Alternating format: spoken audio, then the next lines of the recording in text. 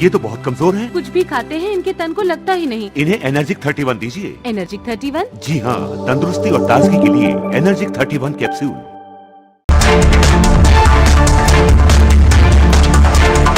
नमस्कार, मैं हूं सैयद सुहेल और आप देख रहे हैं आपका नंबर 1 शो ये भारत की बात है। उम्मीद करते हैं आप सभी पूरी तरह से फिट होंगे और बहुत बहुत सेहतमंद होंगे।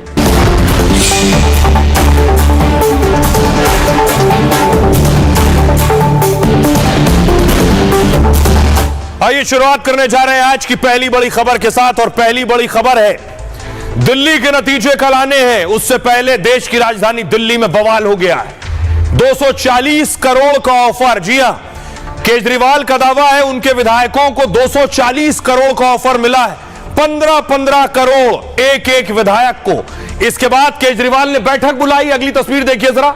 मनीष सिसोदिया को आप देख रहे हैं, केजरीवाल के घर पहुंचे हैं। संजय सिंह केजरीवाल के घर पहुंचे। केजरीवाल ने अपने विधायकों, नेताओं की, उम्मीदवारों की आतिशी की तस्वीर आप देख रहे हैं। आतिशी केजरीवाल के घर पहुंची है। एजेंडा है कि कल जीतना है प्रचंड बहुमत से। संजय सिंह को आप देख रहे हैं, केजरीवाल के घर पहुंचे हैं। यह बैठक विधायकों की बुलाई गई थी और इसमें उम्मीदवार शामिल थे और बताया गया 2 उम्मीदवार केजरीवाल के घर नहीं पहुंचे हैं।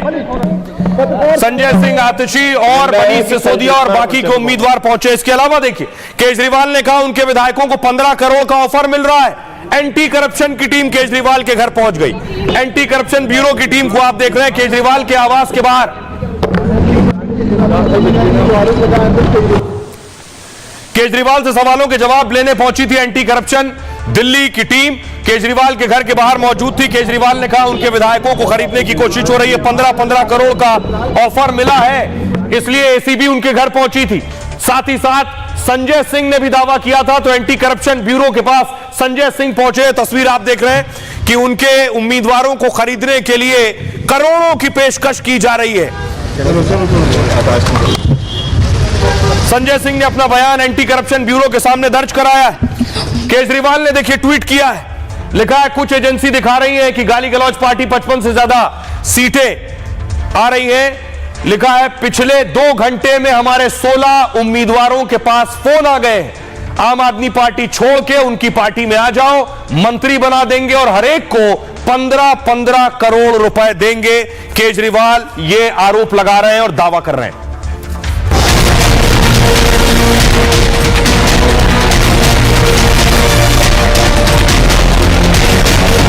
जब ये देख रहे हैं कि हम चुनाव हार रहे हैं, इन्होंने 7 हमारे विधायकों को 15-15 करोड़ रुपए के ऑफर दिए हैं। कौन से विधायक को फोन जा रहा है, अभी को पता है कौन विधायक होगा? आप लोग झूठ बोलोगे तो आप उसका खामियाजा भुगतने के लिए तैयार रहिए। जिस पार्टी का नाम ही भारतीय झूठा पार्टी है, वो हमसे कह रहे हैं हम झूठा आरोप लगा रहे हैं। अगर आपके पास तथ्य हैं तो रखिए, नहीं तो फिर इसका परिणाम भुगतने के लिए तैयार रहिए। शिकायत देने आए हैं, हमारे वकील साहब हमारे साथ हैं। जमानत पर छूटे हुए अपराधी अक्सर लीगल टीम के साथ ही रहते हैं। कुछ तो तर्क से बात करो यार, और इतने क्यों घबराए हो? भैया अगर हम बौखलाए होते तो हम खरीद फरोख्त में लगते। दिल्ली के नेताओं के लिए आज कयामत की रात है, लेकिन कयामत से पहले ही बवाल खड़ा हो गया। नतीजे आने से पहले ही केजरीवाल ने नया शिगुफा छेड़ दिया है। केजरीवाल के विधायकों की बोली लग रही है। बाजार में एक विधायक की कीमत 15 करोड़ रुपए है।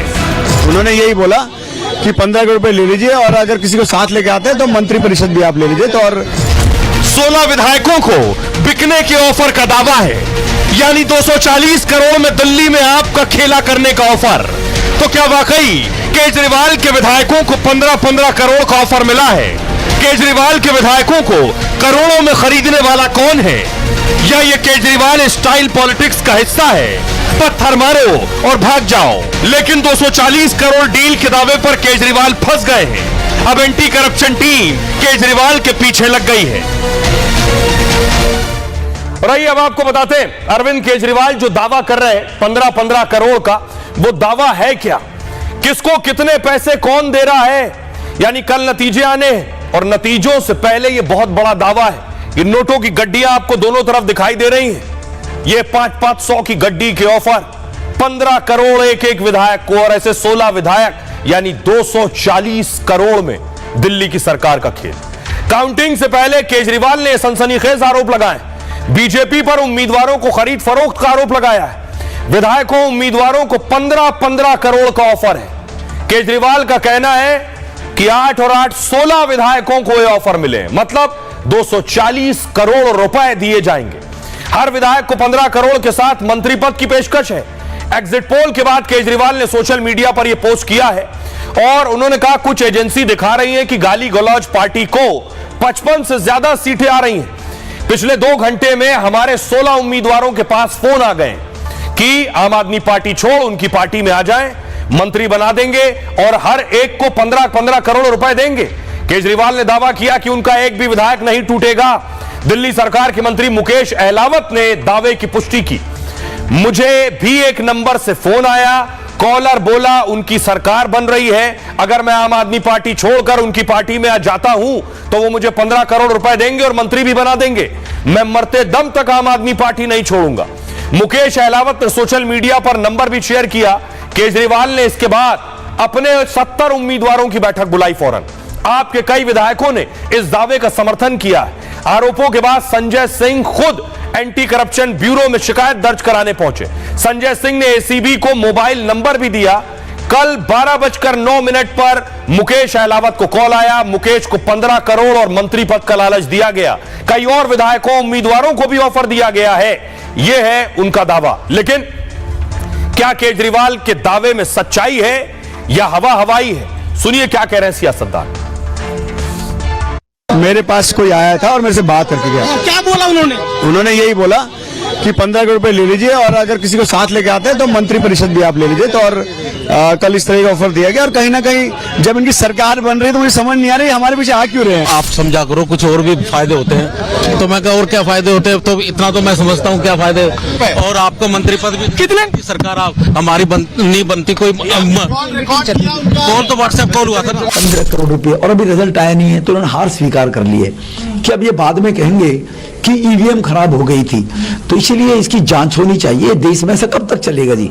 इसकी जांच होनी चाहिए और ऐसे लोगों के खिलाफ कार्रवाई होनी चाहिए। जब ये देख रहे हैं कि हम चुनाव हार रहे हैं तो इन्होंने 7 हमारे विधायकों को 15-15 करोड़ रुपए के ऑफर दिए हैं। अब जैसे ये कह रहे हैं कि हमारी 55 सीटें आ रही हैं, केजरीवाल जी ने कहा, तो 15 विधायक ले भी लेंगे तो क्या होगा? आप तो 40 में फिर भी सरकार बनाओगे, तो किस बात की चिंता है? अरे कुछ तो तर्क से बात करो यार, और इतने क्यों घबराए हो? 16 सीट उनको मिलेगा तब तो 16 सीट को उनको 16 सीट भी नहीं आ रहा। 16 सीट उनको मिलेगा तब तो 16 सीट को उनको 16 सीट भी नहीं आ रहा। सारे तथ्य सामने दिख रहे हैं। वो इस बात के साफ संकेत दे रहे हैं कि एक एग्जिट पोल के द्वारा साइकोलॉजिकल प्रेशर बना करके ऑपरेशन लोटस चलाने की कोशिश हो रही है। तो आप देख रहे हैं दिल्ली का दंगल बेहद दिलचस्प हो गया है। नतीजों से पहले कैसी खींचतान और लड़ाई चल रही है, सोचिए नतीजों के बाद क्या होगा। तस्वीर देखिए जरा। एसीबी की टीम, एंटी करप्शन ब्यूरो की टीम जो केजरीवाल के घर पहुंची थी, केजरीवाल के घर से टीम निकलती हुई, रवाना होती हुई, ये तस्वीर आप देख रहे हैं। लेकिन एसीबी यानी एंटी करप्शन की टीम केजरीवाल और संजय सिंह के घर गई। क्या हुआ, क्या मिला, क्या सच है, ये देखिए जरा। नतीजों से पहले दिल्ली में यह हाई वोल्टेज ड्रामा शुरू हो गया है। 15 करोड़ के ऑफर के आरोप पर बीजेपी भड़क गई है। बीजेपी ने फौरन इसकी शिकायत दिल्ली के उपराज्यपाल से की। बीजेपी ने केजरीवाल के दावे की जांच कराने की मांग की। बीजेपी ने कहा मामले की जांच हो, दोषी पर कार्रवाई हो। इसके बाद एलजी ने एंटी करप्शन ब्यूरो को फौरन जांच के आदेश दे दिए। एसीबी की फौरन टीम, 3 टीमें एक्शन में आ गई। अरविंद केजरीवाल के घर एसीबी की टीम पहुंच गई, दूसरी टीम संजय सिंह के घर पहुंच गई और तीसरी टीम उस उम्मीदवार के घर, मुकेश अहलावत के घर, जिसने यह दावा किया था। केजरीवाल के आवास पर एसीबी की टीम को रोक दिया गया। केजरीवाल के वकीलों ने एसीबी से कहा नोटिस दिखाओ। करीब 1.5 घंटे तक एसीबी की टीम केजरीवाल के घर के बाहर खड़ी रही। केजरीवाल के वकील का दावा है बिना नोटिस के पहुंची थी एसीबी की टीम। बाद में एसीबी ने एक नोटिस थमाया, वो भी कानूनी नहीं था। एसीबी के सूत्रों के मुताबिक संजय सिंह ने जांच में सहयोग नहीं किया। जिन 16 उम्मीदवारों को 15 करोड़ का ऑफर मिला, उनका नाम भी नहीं बताया उन्होंने। संजय सिंह ने एसीबी दफ्तर जाकर लिखित शिकायत कराई। संजय सिंह ने सिर्फ मुकेश अहलावत का नाम बताया है। केजरीवाल और मुकेश अहलावत के बयान दर्ज नहीं हुए। एसीबी ने मुकेश अहलावत को भी नोटिस दिया है। यानी एंटी करप्शन ब्यूरो इसकी जांच कर रहा है। सुनिए जरा, अब आपको सुनवाता हूं वकील जो वहां मौजूद थे, जिन्होंने एसीबी को अंदर नहीं दाखिल होने दिया, वो अब क्या कह रहे हैं। अभी बाहर बैठे हुए हैं एसीबी के लोग ही ये बाहर जो गुमटी है इसमें बैठे हुए हैं, क्योंकि वो कोई डॉक्यूमेंट नहीं लेकर आए हैं। जब तक कोई लीगल नोटिस नहीं देंगे, किस प्रावधान प्रोविजन में देंगे, उसके अकॉर्डिंगली आगे की कार्रवाई होगी। जहां तक कंप्लेंट की बात है, संजय सिंह जी ऑलरेडी इनके ऑफिस में जा चुके हैं, जो इनको खुद नहीं मालूम है। क्यों? क्योंकि ये कहीं किसी और के इंस्ट्रक्शन पे काम कर रहे हैं। अब सवाल ये, क्या ये सच है कि वाकई 15-15 करोड़ का ऑफर दिया गया केजरीवाल के विधायकों को? ये देखिए, ऊपर लिखा anti corruption branch. Anti corruption branch ने ये नोटिस थमाया अरविंद केजरीवाल को, और एंटी करप्शन ब्रांच ने अरविंद केजरीवाल से 5 सवाल पूछे हैं, जिनके जवाब अरविंद केजरीवाल को अब देने हैं। देखिए जरा क्या सवाल पूछे एसीबी ने। जो नोटिस दिया अरविंद केजरीवाल को एसीबी की टीम ने, इसमें केजरीवाल से 5 जवाब मांगे हैं। अपने विधायकों को 15 करोड़ ऑफर दिए जाने और पार्टी छोड़ने के लिए दबाव बनाने का दावा किया था, क्या वो पोस्ट केजरीवाल ने ही किए थे या नहीं? पहला सवाल। दूसरा, उन 16 विधायकों की जानकारी दीजिए जिन्हें रिश्वत के ऑफर वाले फोन कॉल्स आए थे। उस शख्स की जानकारी दीजिए जिसने रिश्वत ऑफर करने के लिए फोन कॉल्स किए। आप और आपकी पार्टी के सदस्यों ने सोशल मीडिया में रिश्वत की पेशकश के दावे किए। आरोपों का समर्थन करने के लिए सबूत पेश करेंगे। चौथा सवाल। पांचवा और आखिरी सवाल था, मीडिया सोशल मीडिया प्लेटफॉर्म पर ऐसी जानकारी फैलाने के लिए उचित कानूनी कार्रवाई क्यों नहीं की जानी चाहिए, जो दिल्ली के लोगों में दहशत और अशांति पैदा करने के समान है। एंटी करप्शन ब्रांच भ्रष्टाचार से जुड़े मामले की जांच करती है। एंटी करप्शन ब्रांच 3 तरह की कार्रवाई करती है। शिकायत पर सीधे किसी अफसर को रंगे हाथ पकड़ती है, किसी मामले में शिकायत पर परिवार दर्ज कर जांच करना हो, गोपनीय सूचना पर किसी भी जगह जाकर दस्तावेज जांचने हो। 1967 में एसीबी की स्थापना की गई थी।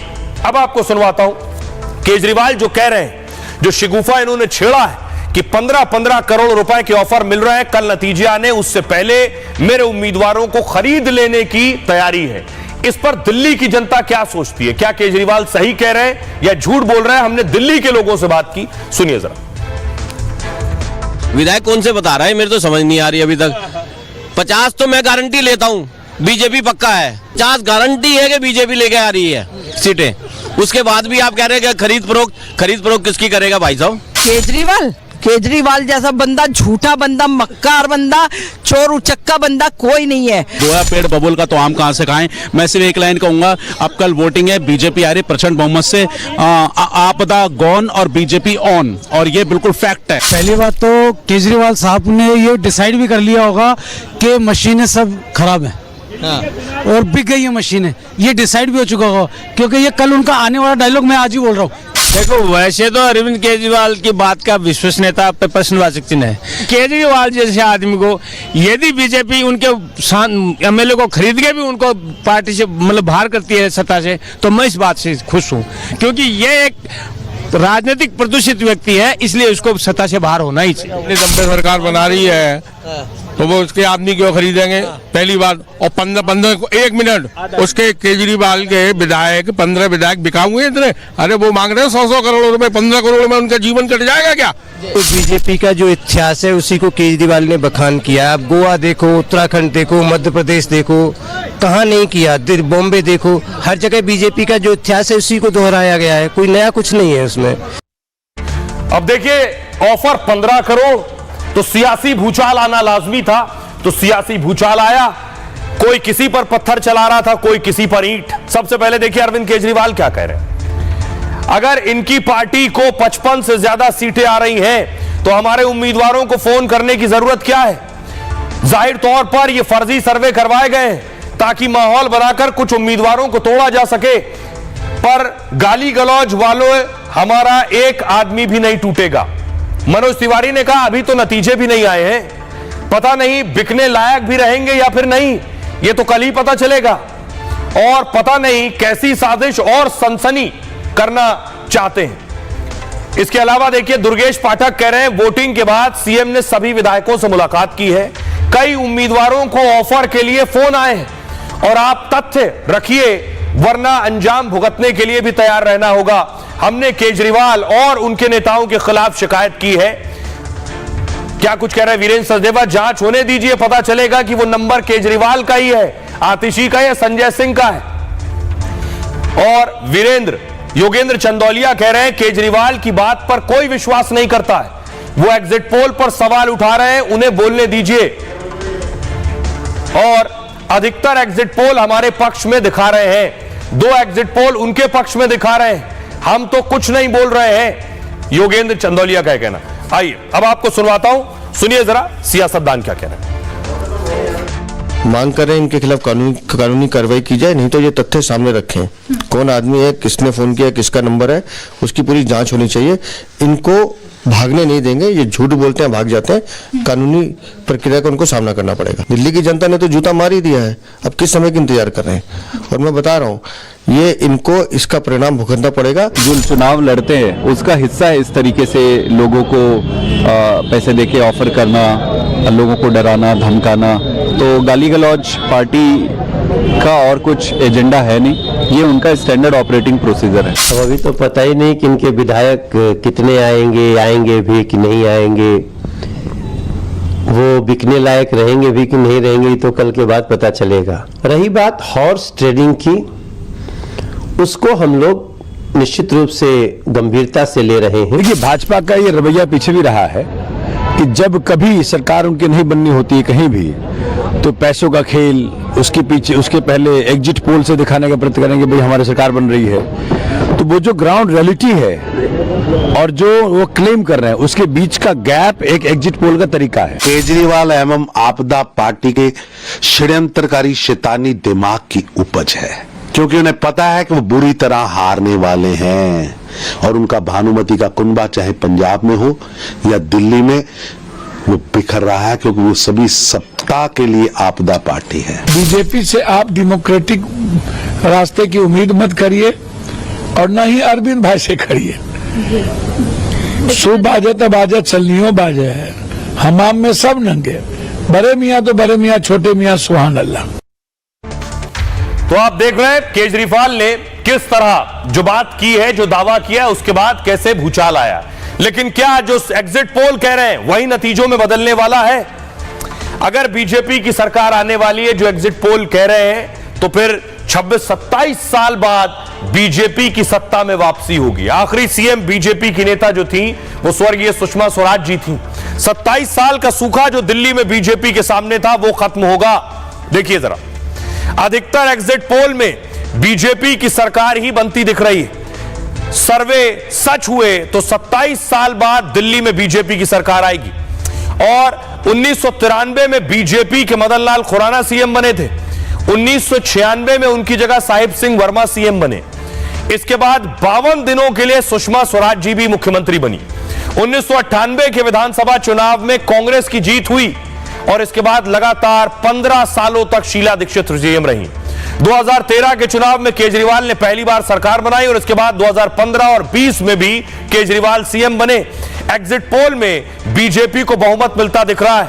6 चुनाव बाद बीजेपी को दिल्ली में वापसी की उम्मीद जगी है।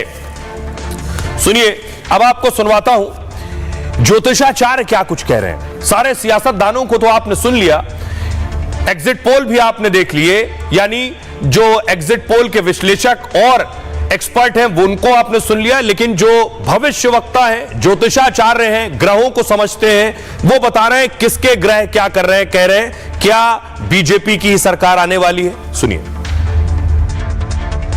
अगर मैं स्पेशली मोदी जी का बर्थ चार्ट देखूं, भारत की कुंडली को विश्लेषण करूं और साथ ही साथ अगर मैं यहाँ पे भारतीय जनता पार्टी को भी देखती हूँ, उनके भी जो जन्मांक बना है, वो जनता पार्टी का जो जन्मांक बना है उसको देखूं, तो बिल्कुल इस बार दिल्ली में भारतीय जनता पार्टी अपनी सरकार जरूर बनाएगी, ऐसा अनुमान है। 35 से 40, 34, 35, 36, 37, 40 इसके बीच दिल्ली में भारतीय जनता पार्टी को सीटें मिलने की पूरे अनुमान बन रहे हैं। देखिए, बीजेपी को अगर समझे तो बीजेपी की कुंडली इस समय स्वर्णिम काल में गुजर रही है। भारतीय जनता पार्टी की कुंडली की बात कर रहे हैं। 1980 में जब उसका उदय हुआ, अटल बिहारी वाजपेयी ने नींव रखी, तो निश्चित तौर पर उनकी स्थिति अच्छी दिखती है इनसे। भाजपा बहुत बड़ा धमाल दिखाते हुए नहीं नजर आ रही है, और सीटों की बात अभी करेंगे, लेकिन उसके पहले भाजपा ने जिसके फेस पे चुनाव लड़ा, किसके फेस पे लड़ा? नरेंद्र मोदी जी अपने स्वर्णिम काल में गुजर रहे हैं। मंगल की महादशा, मंगल पराक्रम है, ताकत है, वो कम नहीं होने दे रहा है। जैसे कि महाराष्ट्र में चौंकाने वाले रिजल्ट आए, उसी तरह से चौंकाने वाले रिजल्ट आप दिल्ली में भाजपा के पक्ष में देख सकते हैं। अब सवाल यह है कि अगर ज्योति ये कह रहे हैं कि बीजेपी की सरकार आ रही है, तो फिर मुख्यमंत्री कौन होगा? क्या अरविंद केजरीवाल बनेंगे सीएम अगर आपकी सरकार आई? बीजेपी से क्या प्रवेश वर्मा मुख्यमंत्री हो सकते हैं या भिथुड़ी? कौन से वो नाम हैं जो मुख्यमंत्री की रेस में चल रहे हैं? कौन हो सकता है दिल्ली का सीएम? आइए आपको बताता हूं। देखिए जरा, ये वो चेहरे हैं जो दिल्ली के मुख्यमंत्री की रेस में। सबसे पहले बात अरविंद केजरीवाल की।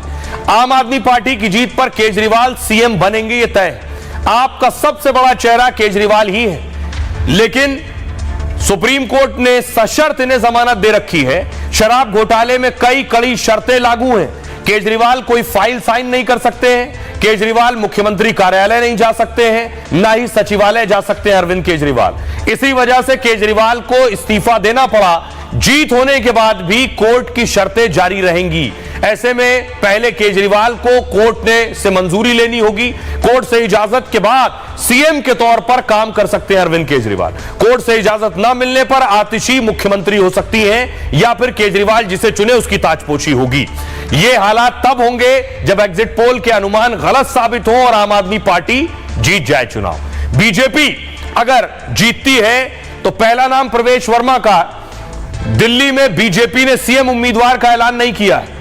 मोदी ऐसे मौकों पर अक्सर लोगों को चौंका देते हैं। राजस्थान, मध्य प्रदेश, छत्तीसगढ़ ऐसे कई उदाहरण दे चुके हैं वो, और इस वजह से बीजेपी के सीएम फेस का अनुमान लगाना बहुत मुश्किल है। दिल्ली सीएम में, दिल्ली में कई बार नई दिल्ली के विधायक ही मुख्यमंत्री बनते हैं। अगर प्रवेश वर्मा ने केजरीवाल को नई दिल्ली सीट से हरा दिया तो प्रवेश वर्मा का सीएम के लिए दावा और मजबूत हो जाएगा। अपने पिता साहिब सिंह वर्मा भी इनके दिल्ली के मुख्यमंत्री रह चुके हैं, 2 बार के सांसद और महरौली से विधायक रह चुके हैं प्रवेश। अगला नाम है मनोज तिवारी का। दिल्ली राजनीति का बड़ा नाम है मनोज तिवारी। उत्तर पूर्वी दिल्ली से लगातार तीसरी बार सांसद चुने गए। सिर्फ मनोज तिवारी को ही टिकट मिला था। लोकसभा चुनाव में बीजेपी ने 7 में से 6 उम्मीदवार बदल दिए थे। या ये दिल्ली बीजेपी के अध्यक्ष भी रह चुके हैं मनोज तिवारी। इस वजह से मनोज तिवारी भी सीएम की रेस में है। एक और नाम है सतीश उपाध्याय का। मालवीय नगर सीट से उम्मीदवार है और 62 साल के मालवीय पहली बार विधानसभा चुनाव लड़ रहे हैं। दिल्ली बीजेपी के अध्यक्ष रह चुके हैं। मालवीय संघ से लंबे समय से जुड़े रहे हैं। मालवीय ने संगठन में लंबे समय तक काम किया है। यह बैकग्राउंड उन्हें एक मजबूत सीएम चेहरा बनाता है। लेकिन पीएम मोदी कुछ भी कर सकते हैं, कोई भी नया चेहरा हो सकता है। कोई महिला भी सीएम बन सकती है दिल्ली की। क्या इन 3 महिलाओं में से कोई हो सकता है? पहले सुषमा स्वराज के रूप में महिला मुख्यमंत्री हो चुकी हैं दिल्ली की। ऐसे में महिला सीएम की रेस में 3 बड़े उम्मीदवार हैं। पूर्व केंद्रीय मंत्री स्मृति ईरानी भी इसमें शामिल है। एक्सपर्ट्स ये कहते हैं, कयास ये लगाए जा रहे हैं, बांसुरी स्वराज 2024 में पहली बार सांसद चुनी गई। सांसद बांसुरी स्वराज और पूर्व सांसद मीनाक्षी लेखी का भी नाम इस रेस में है। सुषमा स्वराज की बेटी है बांसुरी स्वराज, और बांसुरी स्वराज तेज तर्रार नेता भी है दिल्ली की। आइए अब आपको सुनवाता हूं, सुनिए जरा, बीजेपी की सरकार आ रही है या नहीं। ज्योतिषियों को इस पर सुन लिया, आम आदमी पार्टी पर क्या कुछ कहते हैं उनके तारे, वो सुनिए। कह सकते हैं अगर जो चुनाव की गणितीय स्थिति ज्योतिषीय ग्रहों का आकलन जो है, इसके आधार पर साल 2025 में अरविंद केजरीवाल की पार्टी आम आदमी पार्टी दिल्ली की सत्ता में नहीं आ रही है। राहु के दुष्प्रभाव के कारण अरविंद केजरीवाल स्वयं चुनाव हार रहे हैं और मनीष सिसोदिया चुनाव हार रहे हैं और आतिशी बहन भी चुनाव हार रही हैं। इसके आधार पर मैं कह सकता हूं आम आदमी पार्टी की सीटें जो आ रही है 28 से 29 सीटें आ रही है। अब आइए खबरों में आगे बढ़ते हैं। तो सुबह 8 बजे से दिल्ली के नतीजे आने शुरू हो जाएंगे।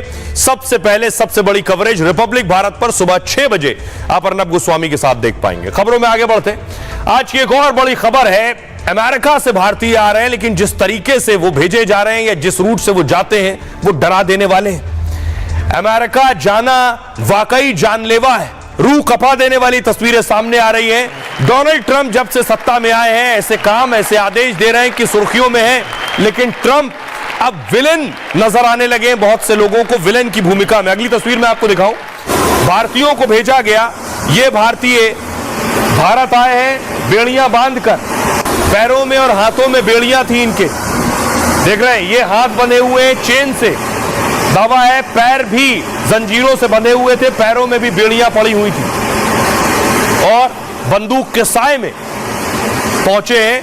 लगभग 400 से ज्यादा भारतीय और वापस आने वाले हैं और इसके विरोध में देखिए आज प्रोटेस्ट हुआ, कोलकाता में प्रोटेस्ट हुआ बेड़ियों के साथ, हथकड़ियों के साथ।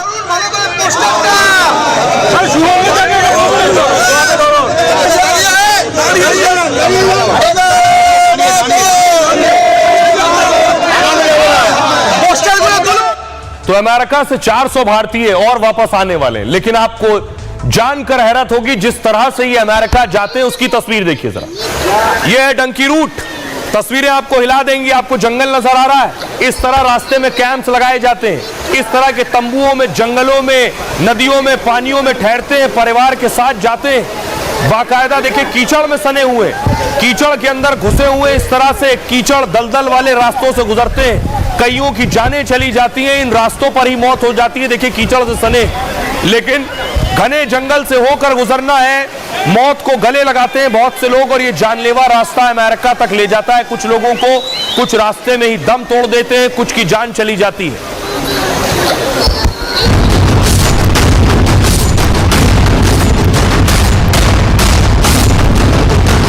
अमेरिका जाना जानलेवा है, पहली बार सामने आई डंकी रूट की तस्वीरें बता रही हैं।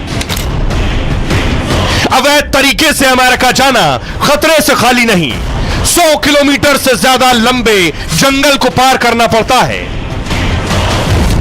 कीचड़ से भरे जंगल से गुजरना मौत को दावत देने जैसा है। जंगल में ज्यादातर वक्त बारिश होती रहती है, लोग कैंप बनाकर किसी तरह से रात गुजारते हैं।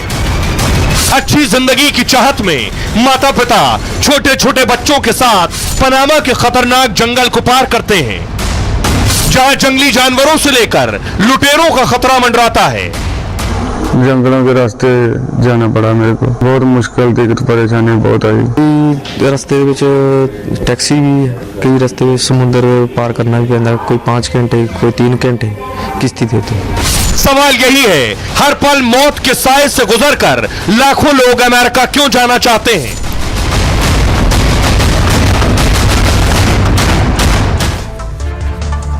अब मैं आपको बताऊं वो रूट कौन सा है जिस रूट से लोग जाते हैं और जंगल के रास्ते, नदी के रास्ते, पानी के रास्ते।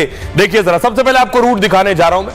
ये रूट आ गया भारत से दुबई, यहां से अजरबैजान, फिर तुर्की, फिर यहां से पनामा, पनामा के जंगल से मैक्सिको और मैक्सिको की दीवार पार करके अमेरिका। फिर से एक बार इस रूट को प्ले कीजिए, मैं आपको दिखाऊं किस रूट से जा रहे हैं। भारत से निकलते हैं ये लोग, पहले दुबई जाते हैं, वहां से अजरबैजान, फिर तुर्की से सोचिए ये पहुंचे पनामा, जंगल से मैक्सिको और फिर अमेरिका। ये है इसका रूट। अब मैं आपको पनामा के जंगल की तस्वीर दिखाता हूं, कितने घने जंगल हैं। वहां से निकलना अपने आप में सोचिए जान हथेली पर लेकर निकलना। ये तस्वीर आप देख रहे हैं, पनामा के जंगलों की तस्वीरें आप देख रहे हैं। इस तरह से भारतीय पानी के अंदर से निकलकर जान पर खेलकर अमेरिका जाते हैं। सोचिए ये अपने आप में अलग तरह का पागलपन है कि अमेरिका पहुंचना है, भले कैसे भी पहुंचना हो, जिंदा रह पाए या न रहे। अब इसी रूट को दरअसल कहते हैं डंकी रूट। ये पहले भी मैंने आपको बताया है, लेकिन अभी ये खबर इस रूट से जुड़ी हुई आई है। भारतीय जो डंकी रूट से गए हैं उन्हें वापस भेजा जा रहा है।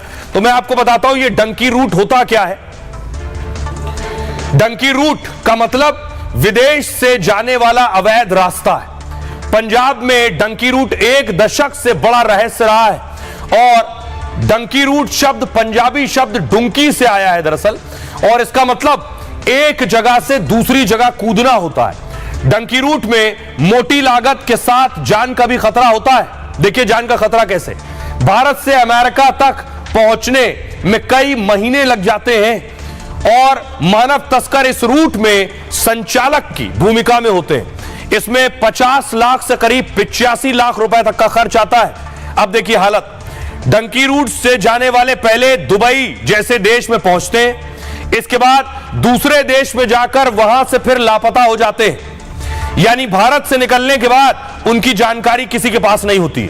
यहीं से फिर आगे डंकी रूट की यात्रा शुरू करते हैं। कई सीमाओं, देशों की सीमाओं में अवैध तरीके से घुसते हैं और पार करते हैं। कहीं समंदर आ जाता है रास्ते में, तो कहीं जंगलों में पैदल यात्रा करनी पड़ती है। देशों में सुरक्षा से बचने के लिए अवैध ट्रांसपोर्ट इस्तेमाल होता है, क्योंकि अवैध घुसपैठ में पकड़े जाने पर जेल का खतरा हो जाता है या फिर सुरक्षाकर्मी घुसपैठ रोकने के लिए गोली तक मार सकते हैं। और इन्हीं सुरक्षाकर्मियों से बचने के लिए छिपकर सीमा से निकलना होता है। ऐसे हालात में कार की डिग्गी में छिपकर यात्रा करनी होती है। रूट में यात्रा के साधन उपलब्ध कराना मानव तस्कर की जिम्मेदारी है। और 1.5 साल पहले ऐसे ही एक रास्ते में भारतीय जोड़े की मौत हो गई थी। भारतीय जोड़ा अपनी बच्ची के साथ कार की डिग्गी में सफर कर रहा था, तभी बर्फबारी में गाड़ी फंसने से परिवार की डिग्गी में ही मौत हो गई। उस वक्त डंकी रूट में इस तरह की मानव तस्करी गिरोह को कोई जानकारी नहीं होती है और तमाम मुसीबतें और कई देशों की सीमा पार करने के बाद मैक्सिको पहुंचते हैं लोग। यहां पर मैक्सिको की सीमा के जरिए ही अमेरिका में प्रवेश हो पाता है। हालांकि अमेरिकी फोर्स को भी घुसपैठियों को गोली मारने का आदेश होता है। अगर इसे पाते हैं तब डंकी रूट से अमेरिका की यात्रा पूरी हो पाती है। आइए अब आपको दिखाऊं कि दरअसल अमेरिका पहुंचने से पहले जान का खतरा होता है। बाकायदा देखिए इस तरह से अमेरिकी सेना की चप्पे चप्पे पर नजर होती है। घुसपैठ रोकने के लिए बॉर्डर पर हाईटेक ड्रोन तैनात किए जाते हैं। घुसपैठियों को देखते ही मार देने के आदेश होते हैं।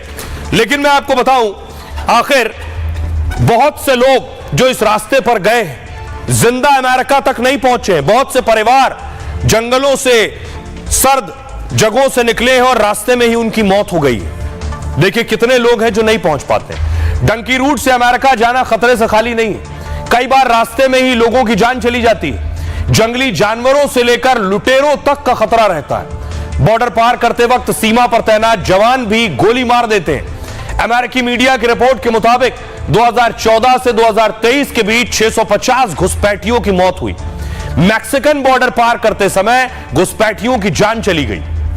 एक वाकया बताऊं, 5 फरवरी 2025 को अमेरिका से भेजे गए हरजिंदर सिंह ने बताया 2020 में उनके ग्रुप ने 10 दिनों में पनामा के जंगल को पार किया था। 5 दिन तक उन्हें खाने पीने के लिए कुछ नहीं मिला और इस दौरान उन्हें रास्ते में करीब 40 शव मिले, जिनमें ज्यादातर कंकाल बन चुके थे। कई बार सांप के डसने से मौत हो जाती है। दूसरे जंगली जानवर हमला कर जान ले लेते हैं। इतना ही नहीं, 31 मार्च 2024 को अमेरिका कनाडा के बॉर्डर पर 8 शव मिले। इनमें से 4 लोग गुजरात के मेहसाणा के रहने वाले थे। मरने वालों में पति, पत्नी, बेटा और बेटी शामिल थे। ये चारों पहले टूरिस्ट वीजा पर कनाडा गए थे। वहां से अमेरिका जाने के लिए डंकी रूट पकड़ा था। सेंट लॉरेंस नदी पार करते वक्त तेज हवा से नाव पलट गई। नदी में डूबने से चारों की मौत हो गई थी। अब आप अंदाजा लगा सकते हैं कि 18 जनवरी 2022 को अमेरिका जाने के दौरान 4 लोगों की मौत हुई थी। पति, पत्नी, बेटी और बेटा गुजरात के रहने वाले थे। कनाडा से होते हुए ये डंकी रूट से अमेरिका जाने की कोशिश कर रहे थे।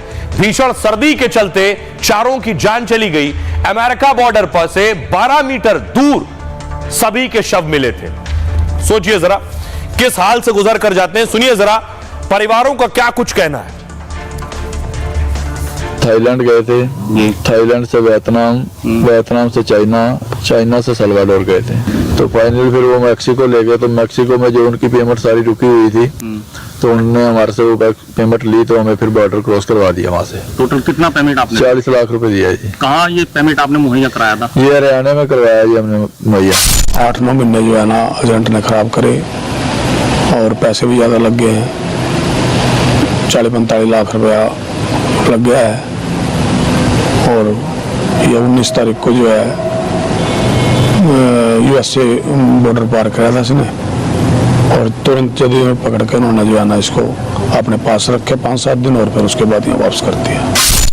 इसने अपनी दुकान बेच दी, का सामान बेच दिया सारा, और कुछ मेरे जो पेंशन के पैसे थे वो लग गए, जो मेरे उसके अपना रिटायरमेंट के पैसे थे। अमेरिका पहुंच गया था। हाँ जी, 13 दिन उन्हीं छापा मार के इधर। कितने पैसे लगाए थे? ये उन्होंने पता, मैंने कोई पता नहीं पैसे।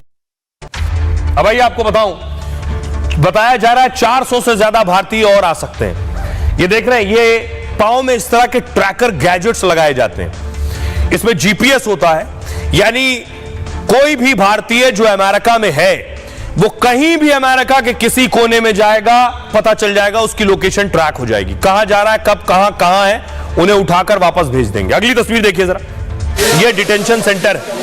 अमेरिका में ऐसे डिटेंशन सेंटर में रखा जाता है भारतीयों, और न सिर्फ भारतीय, जो भी लोग अवैध प्रवासी हैं, पकड़े गए हैं, उन्हें यहां रखा जाता है, और इसीलिए भारत में इसका विरोध भी हो रहा है। अगली तस्वीर दिखाऊं मैं आपको, ये भोपाल में प्रोटेस्ट हुआ है, फुल स्क्रीन लीजिए जरा।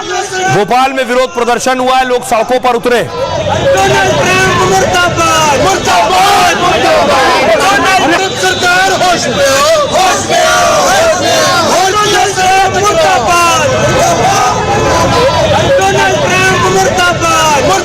अब आइए आपको बताऊं कि किस तरह भारतीयों के पैर में ट्रैकर लगा दिए गए हैं कि उनकी हर लोकेशन का पता हो।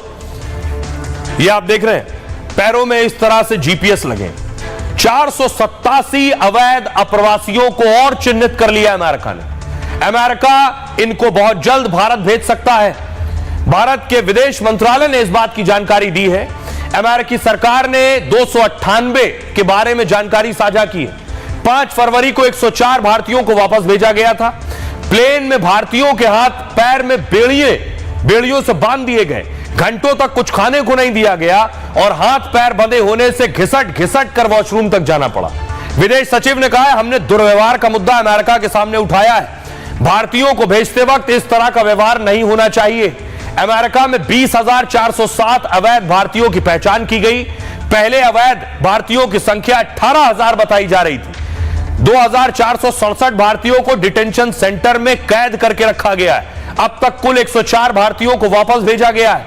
18,000 के करीब भारतीय बिना वैध दस्तावेज के रह रहे हैं। इनमें से सैकड़ों भारतीयों के पैरों में इस तरह डिजिटल ट्रैकर लगा दिए गए। इससे एजेंसियां 24 घंटे इनकी लोकेशन ट्रैक करती हैं। ये लोग निर्धारित दूरी से बाहर नहीं जा सकते। अमेरिका में लगातार घुसपैठियों को गिरफ्तार किया जा रहा है। डिटेंशन सेंटर में क्षमता से ज्यादा लोगों को रखा जा रहा है। डिटेंशन सेंटर की कुल क्षमता 38,521 है, लेकिन उसमें 42,000 अवैध घुसपैठियों को रखा गया है। आइए अब आपको सुनवाता हूं, सुनिए विदेश सचिव क्या कह रहे हैं। उन्होंने अमेरिका के सामने यह मुद्दा उठाया। हमारी जानकारी में जो भी कोई ऐसी, जब भी कभी ऐसी बातचीत आती है कि कोई बदसलूकी हुई हो किसी के साथ, तो हम उस मामले को जरूर उठाते रहे हैं और आगे भी उठाएंगे, जो भी हमारी जानकारी में लाया जाएगा। असली कैंसर क्या है? असली कैंसर है जो इकोसिस्टम है इलीगल माइग्रेशन को प्रमोट करने का। ये जो गैंग्स का काम है, जो भोले भाले और मासूम लोगों को फुसला के बड़े बड़ी उनसे रकमें जमा करवा के उनको बाहर ले जाते हैं, और उसके बाद लोगों को ऐसे वापस आना पड़ता है, उनके खिलाफ कार्यवाही की आवश्यकता है। उनके कैसे लोग आए हैं जिन्हें शौचालय नहीं जाने दिया, बाथरूम नहीं जाने दिया? ये व्यवहार किसी व्यक्ति के साथ हो सकता है? इनह्यूमन व्यवहार है। हमारा हिंदुस्तान इतना कमजोर है, जब हम हिंदुस्तान का इतना बड़ा बाजार दे रहे हैं अमेरिका को, कम से कम सरकार को जो पैसा दे करके गए हैं उनके सरकार को पैसे वापस कराने चाहिए। तो जानबूझ के भारत और मोदी जी के खिलाफ बोलना मुझे लगता है पूरी तरह से इररिस्पॉन्सिबल है। इसमें कुछ अमानवीय नहीं है, ये अमेरिका की स्टेटेड पॉलिसी है और उसमें हम लोग कुछ हस्तक्षेप नहीं कर सकते। C-18 फ्लाइट उतरा और उसी हालात में जंजीर और बीड़ी के साथ हमारे जमीन पर उतारा गया। ये हमारा कानून का उल्लंघन है। क्या कर रहे जयशंकर जी, क्या कर रहे मोदी जी, क्या करते हैं अमित शाह जी? अमेरिका का विमान फिर उड़ने नहीं देना चाहिए था। विदेश मंत्री जी ने जिस तरह से कल चीजों को घुमाने का प्रयास किया, उनको जवाब देना चाहिए था कि इतने अच्छे संबंध होते हुए फिर ये हमारी कौन सी फॉरेन पॉलिसी है कि युद्ध बंदियों से भी बुरा सलूक हमारे भारतीय नागरिक के साथ किया गया। इसलिए मैं विदेश मंत्री से इस्तीफे की मांग करता हूं। पूरे देश ने और दुनिया ने देखा है कि किस तरह से हिंदुस्तानियों को बेइज्जत कर करके और अपने ही देश में हथकड़ियां पहन करके 40 घंटे तक बैठा करके जानवर की तरह ठूस करके अमृतसर एयरपोर्ट पर उतारा गया। तो आइए खबरों में आगे बढ़ते हैं। आपको लिए चलता हूं महाकुंभ में पाकिस्तानी श्रद्धालु आए, पाकिस्तानियों ने डुबकी लगाई है। महाकुंभ में आंकड़ा बढ़ता जा रहा है और यह आंकड़ा महाकुंभ में जो स्नान करने आ रहे हैं, यह आंकड़ा 40 करोड़ पार कर गया है महाकुंभ में डुबकी लगाने वालों का। जी हां, 40 करोड़। अगली तस्वीर देखिए जरा, ये पाकिस्तान से आए हुए श्रद्धालु हैं जिन्होंने आकर डुबकी लगाई है और बाकायदा नारे लगा रहे हैं। हर हर गंगे, हर हर महादेव, हर हर महादेव, हर महादेव। अगली तस्वीर दिखाऊं मैं आपको। यह तस्वीर आप देख रहे हैं जिस वक्त पहुंचे पाकिस्तानी और उन्होंने डुबकी लगाई। ये सभी लोग पाकिस्तान से आए और उन्होंने वहां पहुंचकर डुबकी लगाई है।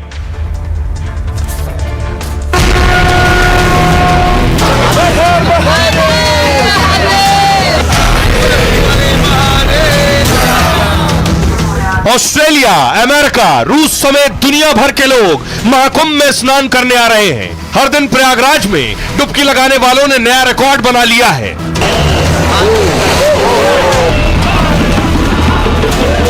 दुनिया के कई मुल्कों की आबादी से ज्यादा लोग महाकुंभ में स्नान कर चुके हैं। अब पाकिस्तानी भी प्रयागराज के महाकुंभ में डुबकी लगाने आ रहे हैं और संगम में स्नान के बाद सिर्फ मोदी योगी के नाम का ही रट्टा लगा रहे हैं।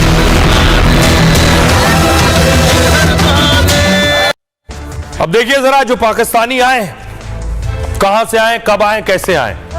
महाकुंभ में स्नान के लिए आप देख रहे हैं कि पाकिस्तान से दुनिया भर से श्रद्धालु आ रहे हैं। पहली बार पाकिस्तानियों का एक जत्था स्नान करने आया, डुबकी लगाने आए। इस पाकिस्तानी जत्थे में कुल 68 लोग हैं।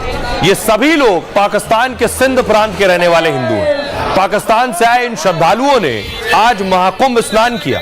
इसके बाद उन्होंने अपने पूर्वजों की अस्थियां भी विसर्जित की हैं। कम समय में वीजा देने के लिए पीएम मोदी को धन्यवाद दिया। कहा 144 साल बाद आए महाकुंभ में आकर वो धन्य हो गए। संगम में अस्थियां विसर्जित कर से उनके माता पिता को मोक्ष मिल गया। अस्थियां विसर्जन से कहा कि महाकुंभ में स्नान से उनका सालों का सपना पूरा हो गया है। महाकुंभ में अच्छी व्यवस्थाओं के लिए योगी की तारीफ की। उन्होंने बताया कि पाकिस्तान में तो मंदिर भी नहीं जा पाते हैं। दूसरे पाकिस्तानी हिंदुओं को भी जल्द वीजा देने की अपील की है। फिलहाल पाकिस्तानी 3 दिन के लिए मेला क्षेत्र के शिविर में ही रुके हुए हैं। पाकिस्तान से आए भक्त, सुनिए जरा क्या कह रहे हैं। मेरा नाम विश्वनाथ है, मैं कराची से आया हूँ। यहाँ मैं फर्स्ट मर्तबा आया हूँ। यहाँ देख के बहुत खुशी हो रही है। दिल में ये काफ़ी सालों से उमंग थी कि कुंभ का मेला हो, हम जाएं। सतगुरु की दया से, कृपा से, उसकी आशीर्वाद से हम यहाँ पहुँचे हैं। यहाँ पर पहुँच के हमें बहुत मज़ा आ रहा है। हम बयान में बता नहीं सकते कि हमें कितनी खुशी हो रही है। ये सब जो हो रहा है ये हमारे सदगुरु साईं नवम जोत शधानी गदी के नवम पीठाधीश सदगुरु साईं युधिष्ठिर लाल साहब की आशीर्वाद से हो रहा है। योगी जी के बारे में जितना हमने वहाँ सुना है और यहाँ आके देखा है तो हम ये कह सकते हैं he is one of the pillar of the Hindu धर्म। जितने उसने हिंदू धर्म को यहाँ सपोर्ट दी है पूरी और सिस्टम को ऑर्गेनाइज किया है, वो अप्रिशिएट है, वो सल्यूट दी योगी महाराज। भाई हमारे भाई हैं, हमें बहुत खुशी हुई और मेले में जाके नहा के ऐसा लग रहा है जीवन सफल हो गया हमारा जीवन सफल हो गया। हम बचपन से सोचते थे कि कब कुंभ का मेला लगेगा, कब हम जाएंगे। तो आज हमारा ये सपना जो है सावधान सारथी हुआ है। अब हम आए हैं। बहुत यहाँ की गवर्नमेंट ने हमें वीज़ा दिया है और यहाँ की जो प्रशासन है, पुलिस है और यहाँ के जो अधिकारी हैं, उन्होंने बहुत हमारी देखभाल की है, हिफाजत की है, सिक्योरिटी दी है। आइए आपको दिखाऊं, कुछ और बड़ी हस्तियां पहुंची संगम स्नान के लिए। गुजरात के मुख्यमंत्री को आप देख रहे हैं, भूपेंद्र भाई पटेल पहुंचे प्रयागराज और डुबकी लगाई उन्होंने।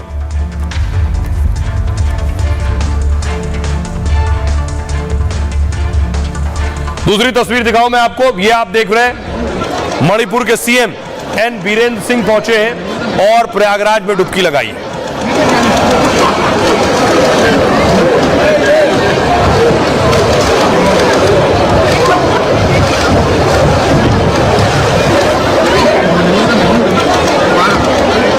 अब आइए आपको बताऊं प्रयागराज में अब तक कितने लोग पहुंचे, कितने श्रद्धालु और भक्त पहुंचे हैं, ये आपको बताता हूं।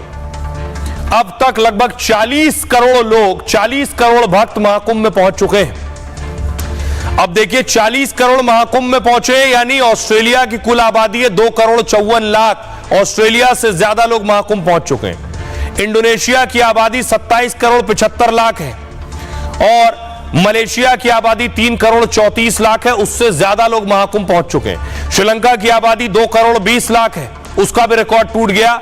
इंग्लैंड की आबादी 5 करोड़ 71 लाख है और न्यूजीलैंड की आबादी 52 लाख है, उससे कहीं ज्यादा लोग महाकुंभ में पहुंच चुके हैं। सुनिए जरा महाकुंभ में अब तक जो लोग पहुंचे हैं, जो शख्सियतें पहुंची हैं, वो क्या कह रही हैं।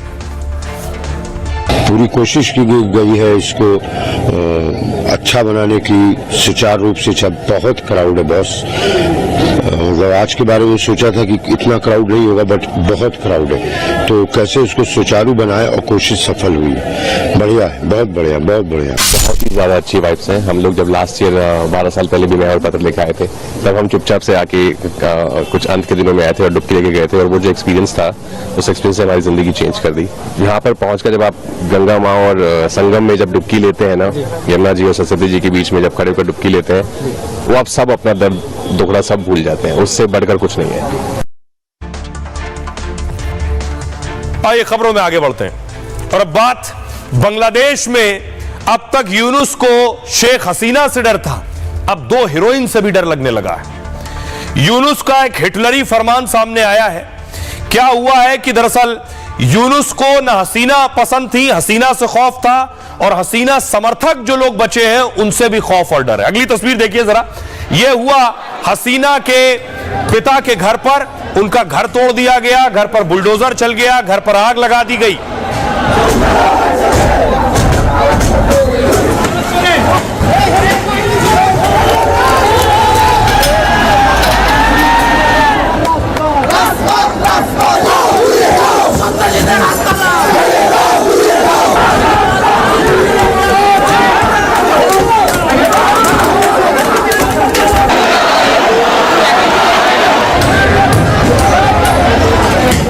अब देखिए जरा अब क्या हुआ। ये 2 एक्ट्रेस हैं बांग्लादेश की, एक का नाम है मेहर अफरोज और दूसरी का नाम है सुहाना सबा। ये जो कुछ हुआ पाकिस्तान, ये बांग्लादेश में हसीना के पिता के घर पर हमला और आगजनी, इन्होंने उसका विरोध किया है। इनका विरोध करना इन्हीं को भारी पड़ा, इनका घर जला दिया गया। अगली तस्वीर देखिए। ये आप देख रहे हैं अफरोज के घर में आगजनी हो गई। अफरोज का घर, जो एक्ट्रेस है, उनका घर फूंक दिया गया, देख रहे हैं।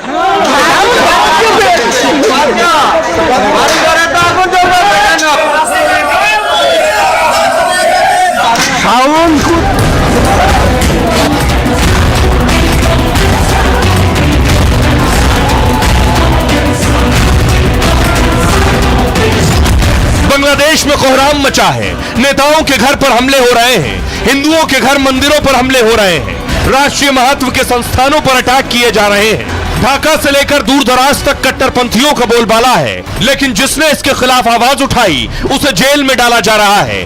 मोहम्मद यूनुस सरकार ने मशहूर एक्ट्रेस मेहर अफरोज शॉन को गिरफ्तार कर लिया है। मेहर अफरोज के पैतृक घर में आग लगा दी गई है। खबर है कि मेहर ने बांग्लादेश में हिंसा का विरोध किया था। मेहर इकलौती एक्ट्रेस नहीं जिन्हें जेल की सलाखों के पीछे डाल दिया गया है। खबर है कि मशहूर एक्ट्रेस सुहाना सबा को भी गिरफ्तार कर लिया गया है। और आइए अब आपको बताऊं कि आखिर कौन है ये एक्ट्रेस जिनके घर पर ये आगजनी हुई है, आग लगा दी गई है। ये 2 एक्ट्रेस आप देख रहे हैं, दोनों इस वक्त जेल में है। बांग्लादेश सरकार दरअसल मनमानी पर उतारू है। सरकार ने कट्टरपंथियों के सामने घुटने टेक दिए। सरकार ने मेहर अफरोज शॉन को गिरफ्तार कर लिया है। एक्ट्रेस मेहर अफरोज शॉन को ढाका से गिरफ्तार किया गया है। मेहर अफरोज शॉन ने बांग्लादेश में हिंसा का विरोध किया था। अफरोज शॉन ने बंगबंधु म्यूजियम पर हमले का विरोध किया था। मेहर अफरोज ने बढ़ते कट्टरपंथी उपद्रवी घटना पर चिंता जताई थी। बांग्लादेश सरकार ने उन पर देश के खिलाफ साजिश का आरोप लगाया। खबर है कि मेहर अफरोज पर देशद्रोह की धाराएं लगाई गई।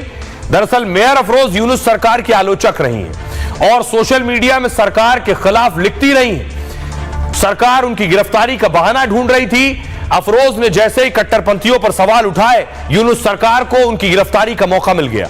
देशद्रोह का आरोप लगाकर अब उन्हें जेल में डाल दिया गया है। गिरफ्तारी से पहले कट्टरपंथियों ने उनके घरों को आग लगा दी। मेहर अफरोज शॉन का गांव जमालपुर के नरुंडी इलाके में है। अब देखिए मेहर अफरोज कौन है। मेहर अफरोज शॉन बांग्लादेश की बड़ी एक्ट्रेस हैं। उन्हें कई फिल्में और टीवी सीरियल में काम किया उन्होंने। मेहर अफरोज शॉन डांसर और प्लेबैक सिंगर भी रही हैं। मेहर के पिता मोहम्मद अली अवामी लीग के नेता रह चुके हैं। उनकी मां 1996 में रिजर्व सीट से सांसद रह चुकी हैं और अवामी लीग के टिकट पर चुनाव लड़ चुकी, यानी हसीना की पार्टी में। एक और एक्ट्रेस गिरफ्तार हुई है बांग्लादेश में। दूसरी एक्ट्रेस की भी गिरफ्तारी की खबर है। सरकार ने अभिनेत्री सुहाना सबा को भी गिरफ्तार कर लिया है। हालांकि सुहाना पर क्या आरोप है इस बारे में अभी तक नहीं बताया है। सूत्रों के मुताबिक सुहाना सबा यूनुस सरकार के कट्टर विरोधी। सुहाना सबा बांग्लादेश मनोरंजन उद्योग में एक प्रमुख हस्ती रही हैं, जिन्हें आयना जैसी फिल्मों में शानदार एक्टिंग से पहचान मिली। इंस्टाग्राम पर 11 लाख से ज्यादा उनके फॉलोअर हैं और फेसबुक पर 20 लाख से ज्यादा फॉलोअर जुड़े हैं उनके साथ। आइए अब आपको बताऊं, लेकिन बांग्लादेश ये मांग कर चुका है कि शेख हसीना जिन्हें भारत में शरण दी गई है, जो भारत में है, उन्हें वापस भेजा जाए। भारत सरकार ने पहली बार इस पर जवाब दिया है। उनका जवाब क्या है आपको बताऊं। क्या शेख हसीना को वापस बांग्लादेश भेजा जाएगा? भारत और बांग्लादेश आमने सामने है इस पर। दरअसल पूर्व प्रधानमंत्री शेख हसीना मामले में सरकार सख्त है। सरकार ने हसीना के प्रत्यर्पण की मांग को ठंडे बस्ते में डाल दिया। सरकार ने दो टूक कहा कि बांग्लादेश ने हसीना के प्रत्यर्पण की मांग की, लेकिन भारत सरकार ने बांग्लादेश को कोई प्रतिक्रिया नहीं दी। विदेश राज्य मंत्री कीर्तिवर्धन सिंह ने संसद में जानकारी दी। संसद में मोदी सरकार ने इस बारे में सवाल पूछे गए थे उनसे। बांग्लादेश कई बार प्रत्यर्पण की मांग दोहरा चुका है। बांग्लादेश में सत्ता पलट के बाद से हसीना भारत में है। पिछले साल 5 अगस्त से शेख हसीना भारत में रह रही हैं। यूनुस सरकार ने उन पर अपराध में शामिल होने का आरोप लगाया। भारत की यह प्रतिक्रिया बांग्लादेश सरकार के विरोध पत्र के बाद आई है, जिसमें बांग्लादेश सरकार ने प्रत्यर्पण नहीं करने पर ऐतराज जताया था। बांग्लादेश में हसीना के प्रत्यर्पण को लेकर कट्टरपंथी सड़क पर हैं। सुनिए जरा शेख हसीना पर क्या कह रहे हैं वो लोग जो बांग्लादेश में रहते हैं। हसीना ने सत्ता के लिए मुजीबुर रहमान के नाम का इस्तेमाल किया। हसीना ने लोगों की भावनाओं के साथ खिलवाड़ किया है। हसीना अपने पिता की हत्या के नाम पर वोट मांगती है, इसलिए हम लोगों ने मुजीबुर रहमान की निशानी मिटाई है।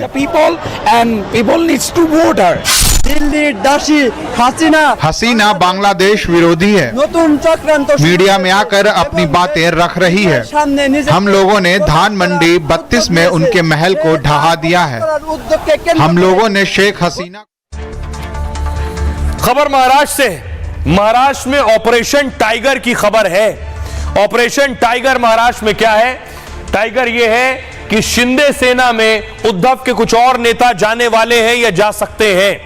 देखिए क्या है, महाराष्ट्र में चुनाव के साइड इफेक्ट दिखने लगे और खबर यह है कि उद्धव की पार्टी में बड़ी टूट होने वाली है। उद्धव ठाकरे गुट के 6 सांसद बगावत करने के मूड में हैं। 2024 लोकसभा चुनाव में उद्धव ठाकरे के 9 सांसद जीते थे।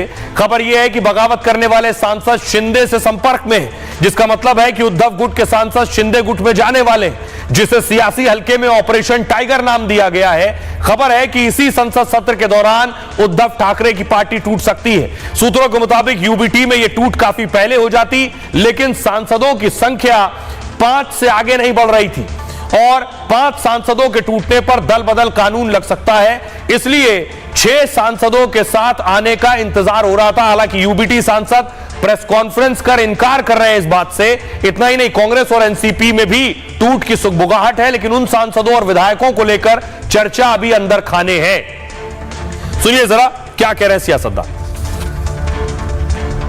जिन्होंने प्रवेश किया है उन सबका मैं बहुत ही हृदय से स्वागत करता हूँ। शिवसेना यही टाइगर वाली पार्टी है। शिवसेना टाइगर की वाघ की पार्टी है। असली वाघ और नकली वाघ ये आपको मालूम है। ये टेलर है, पिक्चर अभी बाकी है। कई एमपी माननीय एकनाथ शिंदे साहब के संपर्क में है। ऑपरेशन लोटस बोल रहे हो, लेकिन ऑपरेशन टाइगर है, लेकिन कोई ऑपरेशन की जरूरत नहीं है। माननीय एकनाथ शिंदे साहब के नेतृत्व में जो काम हुआ है, इसके लिए लोग रियलाइज हो गए कि एकनाथ शिंदे। तो थी महाराष्ट्र से एक सियासी हलचल की खबर। बहरहाल ये भारत की बात है, मैं इतना ही। आप अपना और अपनों का बहुत बहुत ख्याल रखिए। रुक रहे एक छोटे से ब्रेक के लिए।